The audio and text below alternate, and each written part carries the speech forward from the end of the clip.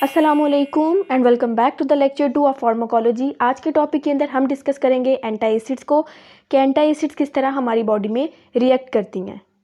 So anti acids are basically weak bases. Anti acids वो drugs हैं जो acids के रिएक्शन को न्यूट्रलाइज करती हैं और ये वो वीक बेसिस हैं जो रिएक्ट करती हैं गैस्ट्रिक एसिड के साथ। और हमारे पास जो प्रोडक्ट एंड पे आता है वो एक वाटर और दूसरा सॉल्ट है। गैस्ट्रिक बेसिकली जूस जो है वो स्टमक के अंदर प्रेजेंट होता है और ये जूस एसिडिक होता है। That's why we give bases, ताकि हम जो एसिड का रिएक्शन है उसको न्यूट्रलाइज कर सकें। और जब भी एसिड के साथ हम बेस देते हैं तो हमारे पास जो प्रोडक्ट आती है वो है वाटर एंड सॉल्ट। सेकेंडली, अगर हम बात करें कि हमारी न्यूट्रल पीएच है 7, अगर पीएच ग्रेटर देन 7 है देन इट इज़ अल्कलाइन, और अगर पीएच लेस देन 7 है तो it is acidic. Pepsin basically stomach में वो एंजाइम है जो इनएक्टिव फॉर्म में है और अगर इसकी पीएच ग्रेटर देन 4 है then it is alkaline environment. और एंटी एसिड्स हम इसलिए दे देते हैं ताकि ये पेप्सिन की एक्टिविटी को रिड्यूस कर सके। सेकेंडली, एसिड की जो एंटी एसिड की जो कैपेबिलिटी है वो डिपेंड करती है दो चीज़ों पे। एक चीज़ तो ये वो इस बात पे डिपेंड करेगी कि जो हम एंटी एसिड्स दे रहे हैं उसमें कितनी कैपेबिलिटी है कि वो रिएक्शन को न्यूट्रलाइज करेंगे। दूसरा डिपेंड करता है कि जब हम एंटी एसिड्स किसी पेशेंट को रिकमेंड कर रहे हैं और वो पेशेंट स्टमक एम्प्टी में ले रहा है या स्टमक फुल में। यानी अगर देखा जाए तो देखें, जैसे हम फूड खाएंगे, स्टमक के अंदर फूड प्रेजेंट होगी, गैस्ट्रिक जूस रिलीज होगा, तब एंटी एसिड ज़्यादा अपना काम अच्छा कर सकेंगे as compare to empty stomach. तो एंटी एसिड्स द बेस्ट अपना वर्क तब करेंगे जब स्टमक फुल होगा, क्योंकि एम्प्टी स्टमक है, देयर इज़ नो फूड, कोई एक्शन नहीं होगा और हमें जो एंड प्रोडक्ट है H2 और H2O और जो HCl है वो भी हमें सही से नहीं मिलेगा। मैकेनिज़्म ऑफ एक्शन की बात करें तो ये बेसिकली मैकेनिज़्म ऑफ एक्शन है। अब ये ड्रग्स बेसिस हैं, ठीक है, जो न्यूट्रलाइज करेंगे H पॉजिटिव ऑफ एसिड को जैसे ही ये गट में जाएंगे।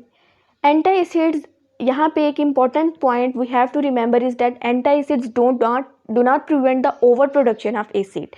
ये एसिड की ओवर प्रोडक्शन को प्रिवेंट नहीं करते, ये सिर्फ और सिर्फ एसिड को न्यूट्रलाइज करते हैं। दूसरा, एंटी एसिड्स जो हैं, जो हमारा म्यूकोसल डिफेंस मैकेनिज़्म है उसको भी प्रमोट करने में हमें हेल्प कर सकते हैं। अगर आपने पेप्टिक अल्सर वाली स्लाइड को देखा हो, उस लेक्चर को देखा हो, तो उसमें मैंने बताया था कि जो म्यूकोसल सेल्स हैं, पेप्टिक अल्सर इस वजह से भी हो सकता है जब हमारे म्यूकोसल सेल वीक हो जाते हैं। अब एंटी एसिड्स हम इसलिए देते हैं ताकि जो म्यूकोसल सेल्स की एबिलिटी है वो इंक्रीज़ कर सके और वहाँ पे म्यूकस ज़्यादा सीक्रेट हो, जिससे पेप्टिक अल्सर के जो चांसेस हैं वो रिड्यूस होंगे। कौन कौन से एंटी एसिड्स हम दे सकते हैं, ये बेसिकली नीचे नाम है। और ये ड्रग हम या अलोन भी दे सकते हैं या किसी कम्बिनेशन थेरेपी, यानी कोई एक ड्रग है तो उसके साथ हम कोई दूसरी ड्रग भी दे सकते हैं। अब हम बात करते हैं कौन कौन से एंटी एसिड हैं। तो सबसे फर्स्ट हमारे पास आता है एल्यूमिनियम साल्ट। इसकी दो फॉर्म है, कार्बोनेट और हाइड्रोक्साइड। दूसरा, अगर हम ये ड्रग देते हैं तो इससे कॉन्स्टिपेशन का इफेक्ट आता है। कॉन्स्टिपेशन बेसिकली जब आपके स्टमक में डिहाइड्रेशन हो जाए उसकी वजह से भी हो सकती है और ये लार्ज इंटेस्टाइन वाले पार्ट में होती है। इसलिए इस कॉन्स्टिपेशन को काउंटरएक्ट करने के लिए हम साथ देंगे मैग्नीशियम, यानी एल्यूमिनियम के साथ जब हम मैग्नीशियम देंगे तो हम इस कॉन्स्टिपेशन से प्रिवेंट कर सकते हैं। कौन कौन से एल्यूमिनियम साल्ट देंगे, ये नीचे सारी एग्जाम्पल्स लिखी हैं। इन ड्रग्स के नेम आपको आने चाहिए। फिर उसके बाद magnesium salt. Magnesium salt basically इसकी कौन कौन सी फॉर्म है, एक कार्बोनेट है, एक हाइड्रोक्साइड है, एक ऑक्साइड और एक ट्राइसिलिकेट।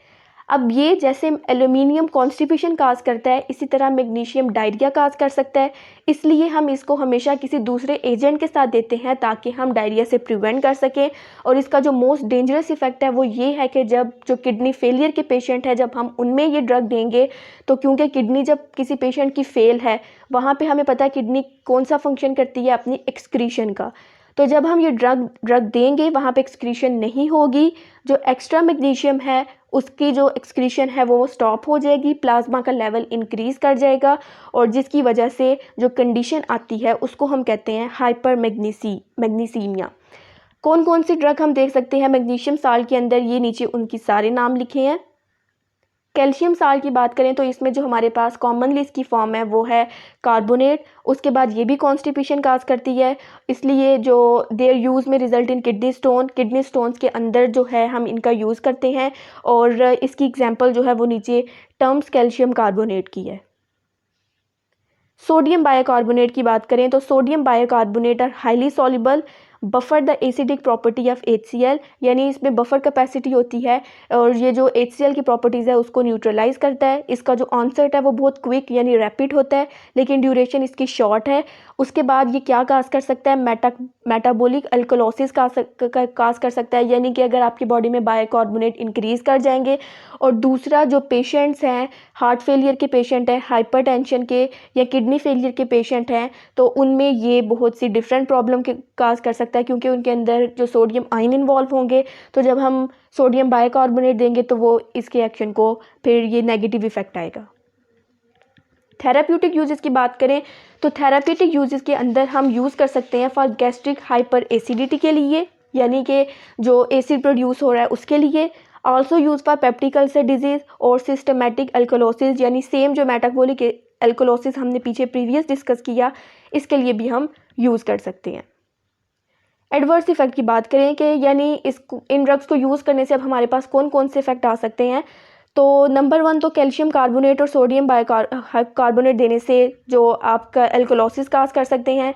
जितने भी एंटासिड्स हैं वो हाइपोक्लेमिया की कंडीशन काज कर सकेंगे। Hypo means low and kalemia is related to potassium. Potassium का जो लेवल है वो डिक्रीज़ कर जाएगा। दूसरा, उसके बाद कॉन्स्टिपेशन भी काज हो सकती है कुछ ड्रग्स की वजह से, जैसा हमने भी पीछे पढ़ा था। हाइपोफॉस्फेटीमिया यानी फॉस्फेट का लेवल डिक्रीज़ कर जाएगा।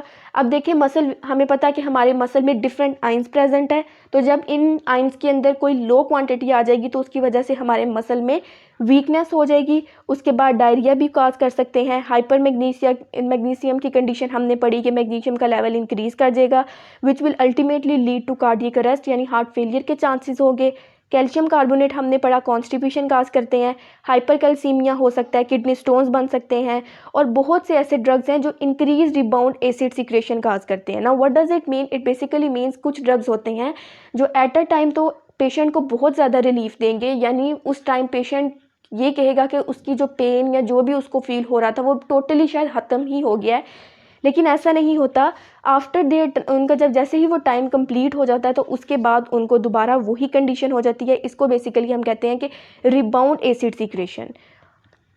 और उसके बाद जो पेशेंट होंगे हार्ट फेलियर और हाइपरटेंशन के लिए, उनके लिए हमने स्पेसिफिक एंटासिड यानी मैग्नीशियम, एल्यूमिनियम और कैल्शियम को देते हुए खास ध्यान रखना है।